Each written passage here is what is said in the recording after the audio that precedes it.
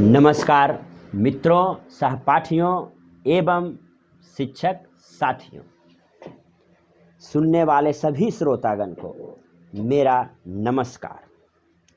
आज मैं आपको सीटेट दिसंबर 2021 ऑनलाइन एग्ज़ाम में पूछे गए प्रश्नों का समाधान करवाऊंगा। आज का विषय है CDP, चाइल्ड डेवलपमेंट पेडागोजी। तो सबसे पहला प्रश्न देखते हैं। पारो अपने पिता की बढ़ई की दुकान में उनकी सहायता करती है। पारो एक चाइल्ड है, विद्यार्थी है, जहाँ पर वह लकड़ी के ब्लॉक यानी टुकड़ों को अपने पिता द्वारा सिखाई गई विधि से सफलतापूर्वक मापती है। उसे हाल में EWS स्कीम के अंतर्गत एक पब्लिक विद्यालय में प्रवेश मिला है, जहां पर वह शैक्षिक अपेक्षाओं खासकर गणित की सामना करने में असमर्थ है। इस स्थिति में अध्यापक को क्या करना चाहिए? देखिए, प्रश्न चाहे जितना बड़ा हो, उसका मूल मकसद 3 चीज होता है CDP में। पहला, बालक क्या चाहता है शिक्षकों से, और दूसरा शिक्षक क्या चाहते हैं बालकों से। तीसरा, शिक्षक कक्ष में जाकर क्या करेंगे, पढ़ाएंगे तो कैसे पढ़ाएंगे। शिक्षक बालक से क्या चाहता है, बालक शिक्षक से क्या चाहता है, और शिक्षक कक्ष में जाकर क्या करेंगे। यही 3 चीज महत्वपूर्ण है। इसी 3 बिंदु को यदि आप समझ गए तो CDP का 30 प्रश्न का समाधान हो गया। सिर्फ 30 प्रश्न ही नहीं, बल्कि मैथ का 15 नंबर पेडागोजी, EVS का 15 नंबर पेडागोजी, लैंग्वेज का 30 नंबर पेडागोजी, सब मिलाकर 90 मार्क्स आपको सिर्फ इसी 3 बिंदु को समझने से आ जाएगा। तो देखिए, कुछ बातें हैं जिसको कि मैं बता देना चाहता हूं।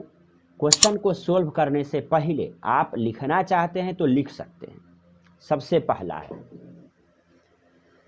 कक्ष का वातावरण। कक्ष में 2 ही टाइप के लोग होते हैं, एक पढ़ाने वाले और दूसरा पढ़ने वाले। तो कक्ष का वातावरण कैसा होना चाहिए? नकारात्मक नहीं, सकारात्मक। डराना नहीं है बच्चों को, प्रेम करना है। रटंत नहीं, समझंत। ये कोई भाषा नहीं है, ये अंदाज है मेरा अपना। रटाना नहीं है, कंठस्थीकरण नहीं कराना है, याद नहीं कराना है, बल्कि उसे समझाना है। तो नकारात्मक नहीं, सकारात्मक। रटंत नहीं, समझंत। डर नहीं, प्रेम। दंडात्मक नहीं, सुधारात्मक। बच्चों का जब हम आकलन मूल्यांकन करेंगे तो उसे पीटने के उद्देश्य से नहीं, दंड देने के उद्देश्य से नहीं, बल्कि उसकी गलतियों को सुधारने के उद्देश्य से। तो दंडात्मक नहीं, सुधारात्मक। स्टैंडर्ड क्वेश्चन नहीं पूछेंगे, मानकीकृत नहीं, बल्कि लचीला होना चाहिए परीक्षा। तो ये सब बात आप याद रखिएगा। परिभाषा नहीं, अवधारणात्मक।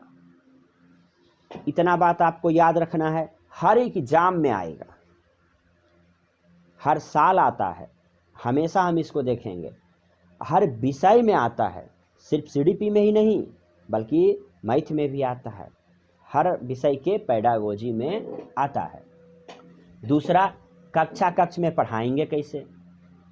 तो कक्ष में हमें बच्चों के पूर्व ज्ञान को, जो बच्चा पहले से सीख कर आया है, उसे हमें स्वीकार करना होगा।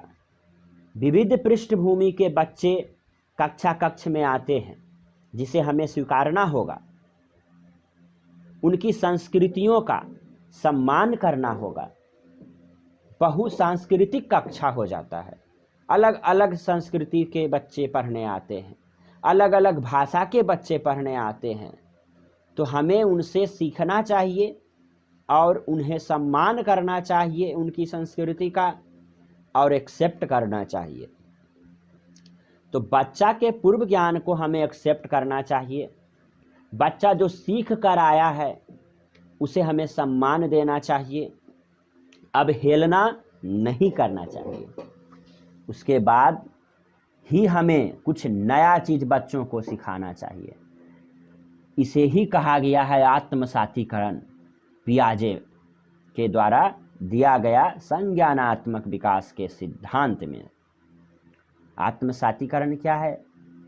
पूर्व ज्ञान के साथ, यानी बच्चा जो लेकर आया है, बच्चा जो सीख कर आया है अपने परिवार से, घर द्वार से, समाज से, पूर्व ज्ञान के साथ नवीन ज्ञान को जोड़ने की प्रक्रिया, नवीन ज्ञान जो हम उसे देंगे, यही सिस्टम, यही प्रक्रिया, प्रोसेस क्या कहलाती है? आत्मसातीकरण, आत्मसातीकरण कहलाती है। तो पूर्व ज्ञान के साथ नवीन ज्ञान को जोड़ने की प्रक्रिया आत्मसातीकरण कहलाती है। अनुकूलन भी बताया है पियाजे ने, वातावरण में स्वयं को ढालना अनुकूलन है। समावेशन क्या है? समावेशन व्यक्तिगत भिन्नताओं को स्वीकार करना। अलग अलग विविध पृष्ठभूमि के बच्चे कक्ष में आएंगे तो हमें उनकी जो भिन्नताएं हैं, विशेषताएं हैं, विशिष्टताएं हैं, सभी को हमें स्वीकार करना होगा। उसके बाद ही हम उसे पढ़ा सकते हैं। तो अनुकूलन दूसरा, समावेशन, समायोजन, आत्मसातीकरण, स्कीमा, ये सब पियाजे से संबंधित है। इसको हमेशा आप लोग याद रखेंगे। कौन कौन? अनुकूलन, समावेशन, आत्मसातीकरण और समायोजन, स्कीमा। ये सब के बारे में हम विस्तृत चर्चा अगले वीडियो में करेंगे। इसको याद रखना है। प्रश्न को सोल्व करने से पहले इतना चीज़ आपको समझ लेना है। दूसरा बात हम आपको बता रहे थे कि कक्ष में पढ़ाना कैसे है। तो पहले तो बच्चा का पूर्व ज्ञान हम जानेंगे, और जब पूर्व ज्ञान का जानकारी लेना हो तो हमें MLL, minimum level of learning, न्यूनतम अधिगम स्तर जानना होगा। बच्चों से व्यक्तिगत रूप से, इंडिविजुअली उससे पूछना होगा कि आपको क्या आता है, जिससे हमें पता चलेगा बच्चा का स्तर क्या है, कक्षा का स्तर क्या है, और हम कौन स्तर का पढ़ाई पढ़ाने जा रहे हैं। तो दोनों को आपको आसपास रखना होगा। दोनों का स्तर यदि आसपास है तो समझ जाइए कि आपका पढ़ाने का लेवल और बच्चा के पढ़ने का लेवल यदि आसपास है, तभी वह बच्चा आपके द्वारा पढ़ाए गए पाठ को समझेगा और उसे आत्मसात करेगा। तभी आप एक सफल शिक्षक हो सकते हैं।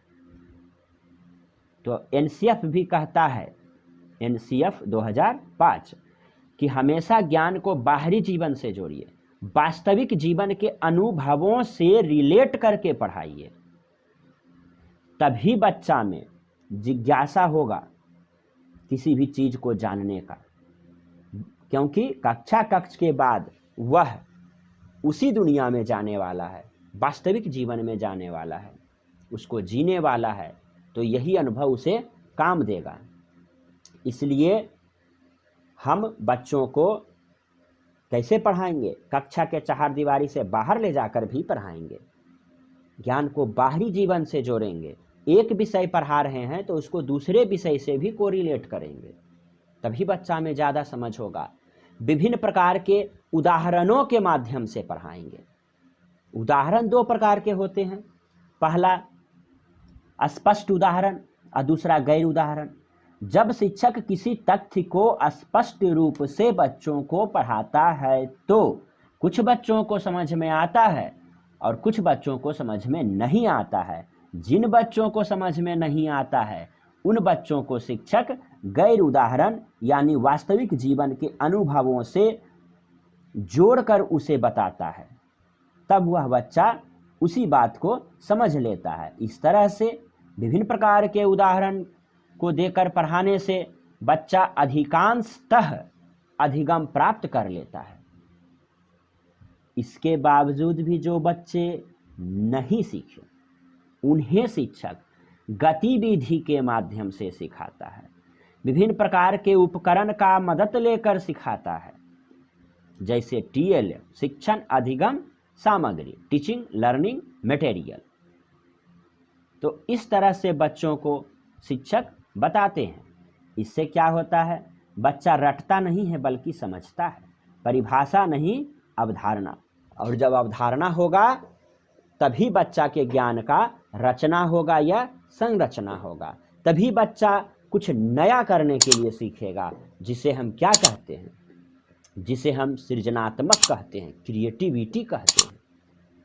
तब बच्चा कल्पना करेगा कि हम ये बनाएंगे, ऐसे करेंगे, वैसे करेंगे, इमेजिनेशन करता है, उसका संप्रत्यय का विकास होता है, कंसेप्ट का विकास होता है, तब संकल्पनात्मक या संप्रत्यय का विकास होता है, इमेजिनेशन का विकास होता है। देखिए, संप्रत्यय आया तो प्रत्यय और संप्रत्यय को समझ लीजिए चलते चलते।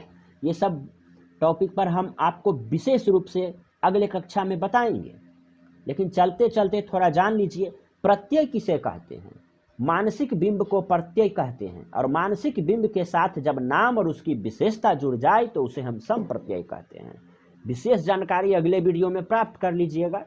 एक उदाहरण से समझ लीजिए, यदि कोई बच्चा एक चिड़िया को कहा कि देखो कौवा जा रहा है, और दूसरा बच्चा कहता है एक चिड़िया है। देखिए, जो बोला चिड़िया है, सिर्फ उसको पता है कि उड़ने वाला को हम चिड़िया कहते हैं, सिर्फ मानसिक बिंब है उसका विकसित, इसीलिए उसमें प्रत्यय की भावना का विकास हुआ। और जिसने कहा कौवा है वह नाम जानता है, उसका विशेषता जानता है, इसलिए उसमें संप्रत्यय का विकास हो गया है। तो जब इमेजिनेशन, संकल्पनात्मक क्षमता विकसित हो जाती है तो संप्रत्यय विकसित हो जाता है। तो पढ़ाने का या कक्षा में छात्रों का पढ़ने का यही 4 पिलर है, अवधारणात्मक, अवधारणात्मक, संरचनात्मक, और तीसरा सृजनात्मक, कुछ नया करना, और चौथा संकल्पनात्मक। तो जो भी शिक्षा पॉलिसी बनेगा उसका अवधारणा क्या होगा, संकल्पनात्मक, अवधारणात्मक, संरचनात्मक, सृजनात्मक। सबसे मैक्सिमम क्या होता है, संकल्पनात्मक। अब हम कक्ष में आते हैं। देखिए, पहला प्रश्न को हमने देखा,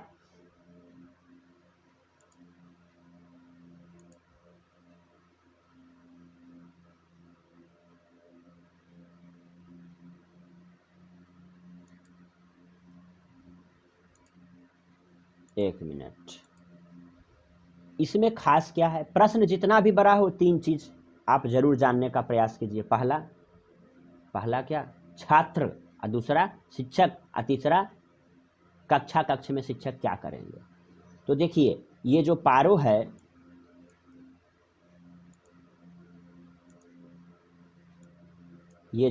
है, ये पढ़ने के लिए आ रही है कक्षा में, और गणित का सामना करने में असमर्थ है, यानी गणित पढ़ने में उसको कठिनाई हो रही है।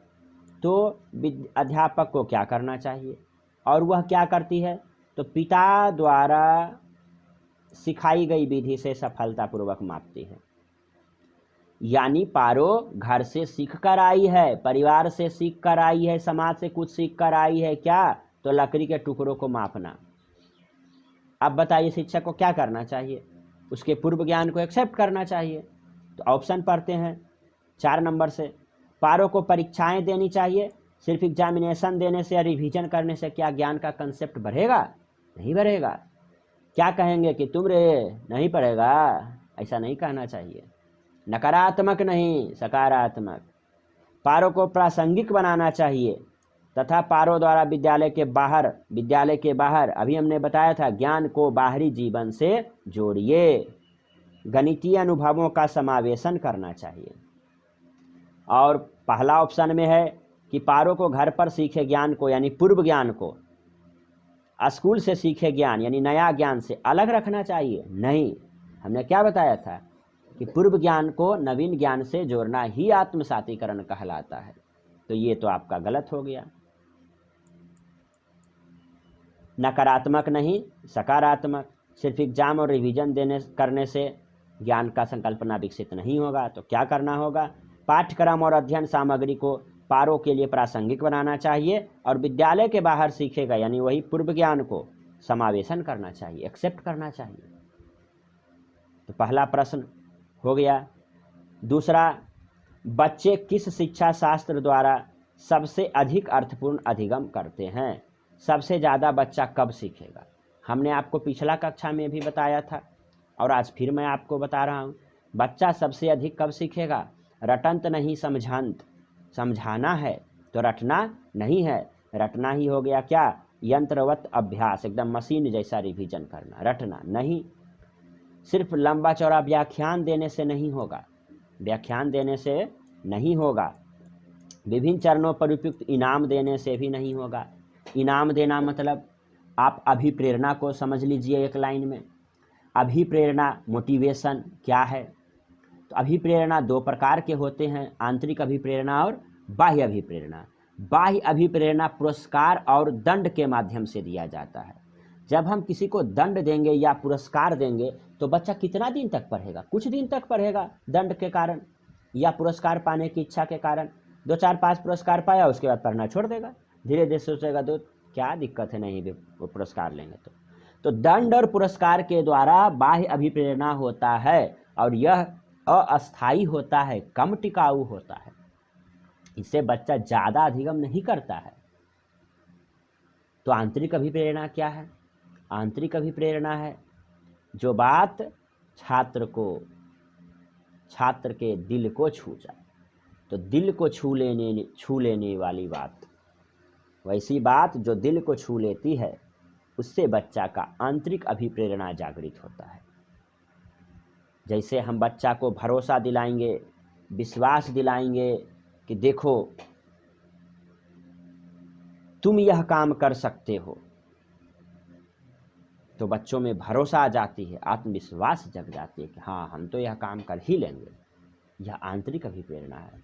तो इनाम और दंड के द्वारा अर्थपूर्ण अधिगम नहीं होगा, व्याख्यान के द्वारा भी नहीं होगा, अनुदेश डायरेक्शन के द्वारा हम बार बार उसको बताएंगे, डायरेक्शन देंगे, तो इससे वह बच्चा ज़्यादा नहीं सीखेगा। बच्चा लर्निंग बाय डूइंग से ज़्यादा सीखता है, स्वयं करके सीखना।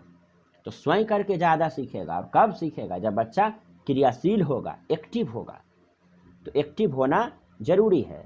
तो देखिए, क्रियाशीलता, एक्टिव होना जरूरी है। अगला प्रश्न हम देखते हैं, कोहल वर्ग है, इसको हम अभी नहीं बताएंगे, अगले कक्षा में बताएंगे। पियाजे भी अगले कक्षा में बताएंगे। समावेशन, ये हम आपको बताते हैं। समावेशन क्या है? देखिए, समावेशन से 3 प्रकार का प्रश्न पूछा जाता है। पहला, पियाजे से संबंधित शब्दावली में, जिसमें हमने आपको बताया अनुकूलन, समावेशन, समायोजन, आत्मसातीकरण। व्यक्तिगत विभिन्नताओं को स्वीकार कर लेना ही समावेशन है। बच्चा के पूर्व ज्ञान को एक्सेप्ट कर लेना ही समावेशन है। विविध पृष्ठभूमि के बच्चे कक्ष में आते हैं, उन्हें सम्मान देना ही समावेशन है। बहुसांस्कृतिक कक्षा हो जाता है कब? जब अलग अलग संस्कृति के बच्चे कक्षा में आते हैं, उन्हें स्वीकार करना ही समावेशन है। दूसरा, पहला तो पियाजे से संबंधित है, दूसरा ये हो गया। तीसरा किससे आता है? आरटीई 2009। आरटीई 2009 एक्ट के तहत आंशिक रूप से दिव्यांग बच्चा को सामान्य बच्चा के साथ नियमित विद्यालय में पढ़ाना समावेशी कक्षा है। वैसी कक्षा जिसमें आंशिक रूप से दिव्यांग बच्चा सामान्य बच्चा के साथ पढ़े, उसे हम कहते हैं समावेशी कक्षा। इसको समझने के लिए आप एक चीज़ और समझिए कि विद्यालय 2 प्रकार के होते हैं, नियमित विद्यालय और विशेष विद्यालय। नियमित विद्यालय जिसमें सामान्य बच्चा और आंशिक रूप से दिव्यांग बच्चा पढ़े। अब देखिए जरा, दिव्यांग को हम 2 भाग में बांट देते हैं। पहला आंशिक दिव्यांग और दूसरा पूर्ण रूपेण दिव्यांग। आंशिक दिव्यांग जो हमारे साथ बैठ सकता है, पढ़ सकता है, लिख सकता है, भले थोड़ी कठिनाई हो, और दूसरा एकदम ज़्यादा दिव्यांग हो, तो वो विशेष विद्यालय में पढ़ेगा। तो नियमित विद्यालय और दूसरा विशेष विद्यालय। तो नियमित विद्यालय में आंशिक रूप से दिव्यांग बच्चे और सामान्य बच्चे पढ़ते हैं। यह कानून है आरटी 2009। क्यों कानून आया है? मानवतावादी परिप्रेक्ष्य पर, क्योंकि वो भी मानव है, इसलिए हमें उसको अलग नहीं रखना चाहिए। तो समावेशन से इतना सारा प्रश्न हमेशा आता है, बार बार आता है। तो देखिए समावेशन क्या है, तो अलग अलग कर देंगे तो नहीं।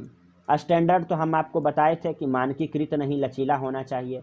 भेदभाव तो एकदम नहीं होना चाहिए, कक्षा कक्ष में लोकतांत्रिक मूल्यों का सम्मान करना पड़ेगा। तो व्यक्तिगत भिन्नताओं को स्वीकार करना, समावेशन। अगला प्रश्न है, एक सामाजिक संरचनात्मक कक्षा में कौन सी आकलन विधि अधिक उपयुक्त रहेगी? समाजीकरण को आप समझ लीजिए 2 मिनट में। समाज क्या है? 2 या 2 से अधिक सदस्यों के मिलने से परिवार बनता है, और 2 या 2 से अधिक परिवारों को मिलने से समाज बनता है। सामाजिक विकास तभी होगा जब बच्चा में सहयोग करने की भावना का विकास होगा। और यह कहाँ होगा? सबसे पहली बार परिवार। पहला बार सामाजिक विकास बच्चा का कहाँ होगा? परिवार में होगा, माता पिता के साथ होगा, भाई बहन के साथ होगा। तो समाजीकरण को यदि हम 2 भाग में बांटते हैं, प्राथमिक और द्वितीयक, तो प्राथमिक समाजीकरण क्या होगा? परिवार। परिवार में कौन आएगा? भाई बहन माता पिता, कि माता पिता भाई बहन? माता पिता तब भाई बहन। प्राथमिक समाजीकरण। तब बच्चा कहाँ जाता है? परिवार के बाद जब बड़ा हो जाता है तो विद्यालय जाता है, इसीलिए विद्यालय द्वितीयक समाजीकरण हो गया। गौण समाजीकरण भी द्वितीयक समाजीकरण को कहते हैं। विद्यालय हो गया, खेल का मैदान हो गया, मित्र हो गया, मीडिया हो गया, ये द्वितीयक समाजीकरण है। तो इससे कौन कौन सा प्रश्न आता है समाजीकरण से? तो समाजीकरण से सीखिए सहयोग करने की भावना का विकास। कहाँ होगा? तो सबसे पहला परिवार में होगा, इसलिए परिवार प्राथमिक समाजीकरण होगा। दूसरा कहाँ होगा? तो विद्यालय में होगा। विद्यालय में सबसे ज़्यादा समाजीकरण होता है, क्योंकि बच्चा सबसे ज़्यादा विद्यालय में रहता है। तो प्राथमिक समाजीकरण परिवार, और सर्वाधिक समाजीकरण कहाँ होता है? विद्यालय में। द्वितीयक समाजीकरण कौन? तो विद्यालय। गौण समाजीकरण कौन? तो विद्यालय। इससे इतना ही प्रश्न आता है। अब आते हैं, तो सामाजिक विकास को डेवलप करने के लिए एक शिक्षक को क्या करना चाहिए? तो उसे ग्रुप में पढ़ाना चाहिए, समाज में पढ़ाना चाहिए। तो ग्रुप में यदि काम दिया जाए, ग्रुप वर्क दिया जाए, प्रोजेक्ट वर्क दिया जाए, तो इससे बच्चों में क्या होगा? एक दूसरे के साथ रहने की प्रवृत्ति आ जाएगी, एक दूसरे को समझने की प्रवृत्ति आ जाएगी, सहयोग करने की भावना आ जाएगा। इससे उसका सामाजिक विकास होता है। तो क्या करेंगे? तो सहयोगी प्रायोजित कार्य करेंगे। यदि ग्रुप प्रोजेक्ट वर्क करवाते हैं तो बच्चा में ज़्यादा सामाजिक भावना का विकास होगा। स्मरण तो हमने आपको बताया है, रटंत नहीं, समझंत, मानकीकृत नहीं, लचीला। देखते हैं बार बार ऑप्शन में आ रहा है, इसीलिए सब चीज़ आप हमेशा याद रखिए। ऑब्जेक्टिव देंगे तो ये भी सही नहीं है। अब आइए, राष्ट्रीय शिक्षा नीति 2020। अभी हमने आपको बताया शिक्षक के पढ़ाने का उद्देश्य और छात्र के पढ़ने का उद्देश्य और कक्षा कक्ष का उद्देश्य क्या होना चाहिए। अवधारणात्मक होना चाहिए, संरचनात्मक होना चाहिए, रचनात्मक होना चाहिए, सृजनात्मक होना चाहिए और संकल्पनात्मक होना चाहिए, जिससे संप्रत्यय का विकास होता है। तो राष्ट्रीय शिक्षा नीति 2020 किस पर बल देगी? संप्रत्यय पर। अभी देखिए स्मरण है, हमने आपको बताया रटंत नहीं समझंत। खाली प्रैक्टिस करने से नहीं होगा, एग्जामिनेशन के व्यू से पढ़ने से नहीं होगा। क्या होना चाहिए? संप्रत्यय विकास, कंसेप्ट क्लियर होना चाहिए।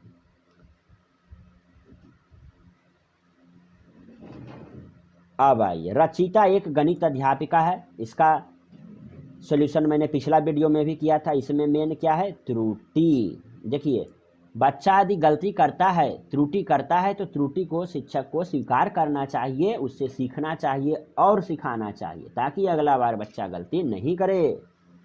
तो दंड देना देखिए लिखा हुआ है, तो नहीं, दंडात्मक नहीं, सुधारात्मक। त्रुटि को शिक्षक समझेगा, क्योंकि छात्रों के चिंतन को समझने में मदद करता है। सही बात है। ज़्यादा प्रैक्टिस देंगे तो ये गलत बात हो जाएगा। बार बार देखिए एक ही ऑप्शन आ रहा है। फिर पृथक करेंगे तो भेदभाव तो एकदम नहीं करना है, दोनों को समूह में बना के रखना है, तभी ना सामाजिक विकास होगा। अब आइए,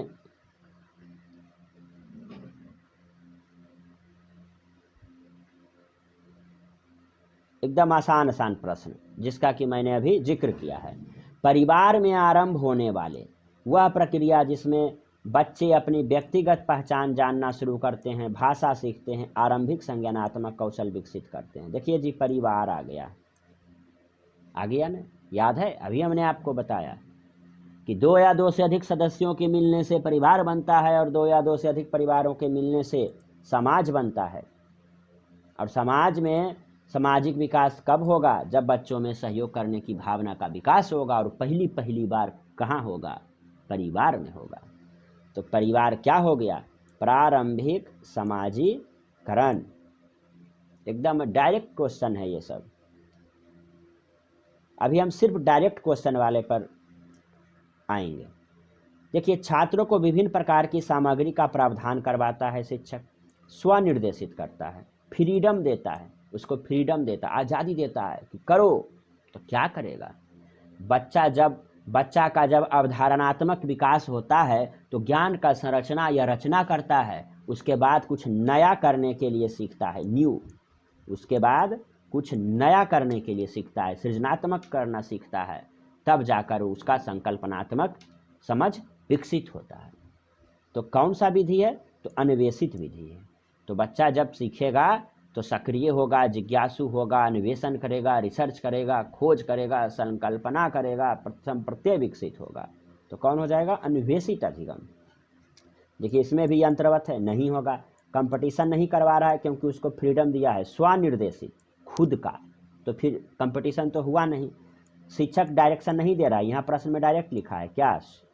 स्वनिर्देशित। शिक्षक निर्देशित नहीं कर रहा है, वो खुद निर्देशित हो रहा है।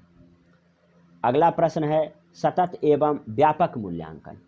देखिए, हमने आपको पिछले कक्षा में भी बताया था, CCE कंटिन्यूअस कम्प्रिहेंसिव इवैल्यूएशन। सतत का मतलब होता है निरंतर, जिसमें कक्ष में पढ़ाने के दौरान भी शिक्षक पूछते रहे और बाद में भी पूछे, पहले भी पूछे। अब व्यापक का मतलब क्या होता है? शैक्षिक और सह शैक्षिक का विकास। हमेशा एग्जाम में आता है जी, CCE में पहला सी का मतलब क्या होता है? तो आंसर सतत। CCE में पहला सी का मतलब सतत होता है, जिसका मतलब क्या होता है? यही इसमें आया हुआ है। तो सतत का मतलब निरंतर। फिर पूछेगा CCE में दूसरा सी का मतलब व्यापक, अब व्यापक का मतलब शैक्षिक और सह शैक्षिक। तो देखिए, सतत एवं व्यापक मूल्यांकन में सतत का मतलब क्या है? देखिए, स्मरण को देखते साथ गलत कीजिए। तो विभिन्न उपकरण का प्रयोग करते हुए छात्रों का साथ साथ मूल्यांकन करना, कक्ष में पढ़ाने के बीच ही मूल्यांकन करना। ये पूरे शैक्षणिक वर्ष में सिर्फ कहता है एक ही बार, निश्चित अंतराल पर नहीं, कंटिन्यू होते रहना चाहिए। तुलना तो एकदम नहीं होगा। तो इस प्रश्न का उत्तर क्या हो जाएगा दोस्तों? स्मरण। अगला हम देखते हैं आंतरिक अभिप्रेरणा। देखिए, हमने आपको अभी कुछ देर पहले बताया था, जो बात दिल को छू जाए, आंतरिक अभिप्रेरणा। मारधार चॉकलेट से फुसलाने वाला काम, बाह्य अभिप्रेरणा। तो अपनी परियोजना कार्य के लिए रवि विभिन्न स्रोत तलाश रहा है क्योंकि नई जानकारी लेने में रुचि रखता है। देखिए, नया चीज सिखाएंगे बच्चों को तो रुचि होगा, उसी से उसका इच्छा जागृत होगा पढ़ने का। यह कौन अभिप्रेरणा होगा? आंतरिक अभिप्रेरणा होगा। देखिए, प्रशंसा पाती है, तो क्या भी हम बताए थे? पुरस्कार और दंड, बाह्य अभिप्रेरणा। गृह कार्य पूरा कर रहा है क्योंकि उससे माता पिता फिर टीवी देखने देंगे, तो ये एक तरह का पुरस्कार हो गया। तो फुसला रहा है, बहला रहा है चॉकलेट देकर, या टीवी बच्चों हम तुम्हें टीवी देखने देंगे, इसे बहुत ज़्यादा देर तक नहीं पड़ेगा, तो ये भी गलत होगा। 90% पर घर ही दिलवा रहा है, देखिए ये भी पुरस्कार है, ये भी नहीं होगा, तो आंतरिक अभिप्रेरणा हो जाएगा। एक प्राथमिक कक्षा में शिक्षकों को छात्रों को प्रश्न पूछने पर क्या, हमने आपको पिछले कक्षा में भी बताया था कि देखिए जी, बच्चा त्रुटि करेगा और आप उससे सीखेंगे, उसे समझाएंगे, तो बच्चा को आपके प्रति सकारात्मक भावना विकसित होगा, उसको भरोसा होगा कि सर तो मेरे ही टाइप के हैं, सर मेरे जैसे हैं, सर मेरी बात को समझते हैं। उससे और आपका दोनों के बीच का जो है आत्मा का विकास होगा, आत्मसातीकरण होगा। तो बच्चा बेधड़क प्रश्न पूछेगा, और हमें बच्चों को प्रश्न पूछने की आज़ादी देनी चाहिए, फ्रीडम देनी चाहिए, सजा नकारात्मक, अभिनुमति नहीं नकारात्मक, हतोत्साहित नकारात्मक, क्या होना चाहिए कक्षा कक्ष में सकारात्मक। उसके बाद देखिए है पियाजे का सिद्धांत। अभी हम बातों ही बातों में आपको बताया था कि नई सूचना को मौजूदा ज्ञान में शामिल करना क्या कहलाता है, पूर्व ज्ञान को नया ज्ञान में शामिल करना आत्मसातीकरण कहलाता है। जेंडर रूढ़िवादिता याद रखिए, एक ही लाइन, इससे बार बार प्रश्न आता है। जेंडर एक सामाजिक समस्या है और इसका समाधान हमें कक्षा कक्ष में चर्चा करके, परिचर्चा करके करना चाहिए, समूह में बिठाकर करना चाहिए। लड़का लड़की को साथ मिलाकर यदि हम ग्रुप प्रोजेक्ट कोई वर्क देंगे तो उससे लड़का लड़की के बीच का जो भेदभाव है वो खत्म होगा। तो कहता है कौन विधि उचित नहीं है, नहीं क्या होगा, तो अलग अलग बैठाएंगे तो गलत बात है। बच्चा को लड़के और लड़की गैर परंपरावादी सही है, जेंडर पर चर्चा करेंगे सही है, चुनौती देंगे सही है। समीपस्थ विकास का सिद्धांत हमने आपको बताया था, क्या चीज़ समीपस्थ विकास का सिद्धांत में, तो पियाजे संज्ञानात्मक, कोहलबर्ग नैतिक और वाइगोत्स्की सामाजिक विकास, और बताया था समीपस्थ विकास का सिद्धांत और निकटतस्थ विकास का सिद्धांत। इस बात को हमेशा याद रखिएगा, हमेशा प्रश्न आता है। ऐसे भी प्रश्न आता है वाइगोत्स्की के सामाजिक विकास से कि अधिगम एक कैसी प्रक्रिया है, तो सामाजिक प्रक्रिया है।